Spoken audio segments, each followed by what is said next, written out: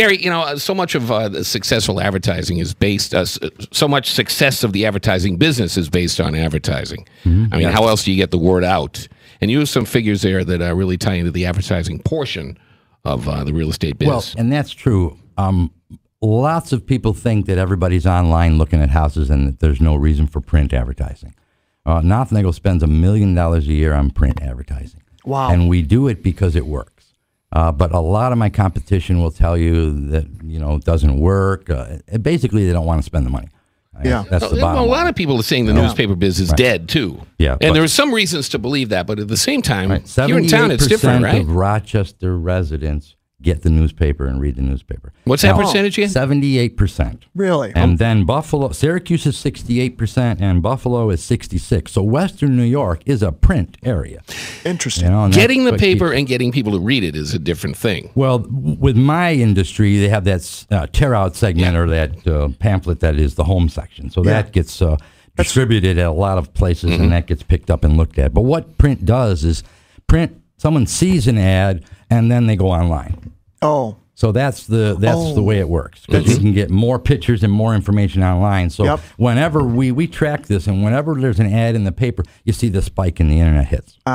So we know exactly where they're coming from, where the spikes are, which publication, which makes it really brilliant to be able to spend our advertising dollars. There are advantages to advertising on radio as well, because it's all about awareness. Right. And in a radio commercial, you can brag about how great you are, and then lead people to a website. But it's all a matter of getting that house out in front of the consumer. That is the number one thing that people hire us for, is market exposure. I mean, anybody can put a sign on their property and they can sell the property, but they need to get the maximum amount of exposure and buyers. Does the sign sell a house? Signs are the number one reason for a call.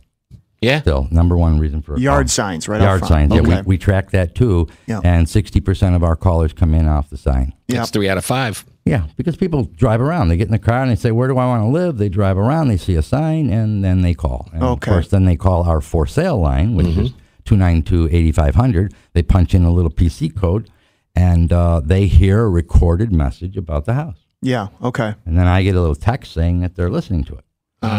So then I can follow up with them if I want to. Now, when those with smartphones are used to seeing that little squiggly box, do you put that on the sign that can download information on the house? that little QR code. Yeah, we do have them, but right now it's kind of a mechanical issue here because they're so small. You have to, unless you have a zoom camera on your phone, you got to get out of your car, walk to the sign, take a picture. And it's still until we get a billboard sign where you can do it. So you're still better off just pulling out the little pamphlet that's maybe attached to the box. Not very many pamphlets now. Oh, really? It's the for sale line. People would sit in the car and they dial 292-8500 and they punch in the code, and they can hear a really good commercial about the house. And that number again is 292-8500. All right, great. I have a question. What is the story if you see a house for sale and you have seen multiple real estate agents representing that house? Like, there's a house that's in my neighborhood. I always take my dog for a walk, and since last summer, it's been listed by so many companies, Nothnagle and Remax and Private and for sale by owner. Brand X and Brand Y. What's the story with that? Well, the story is that it's kind of like when you go to that speed dating and you go for 2 years. I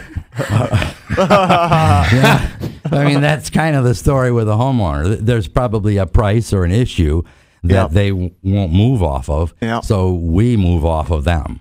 Oh, okay. Because we spend money and we spend time and we don't get paid unless the house sells. So there are situations where I advise my agents, it's time to move on.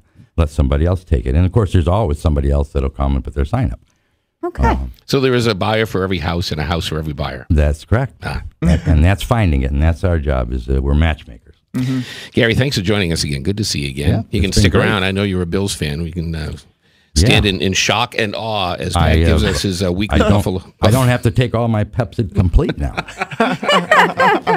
One more segment still to go. We're back right after this break on Property Source Radio, Sports Radio 950 ESPN.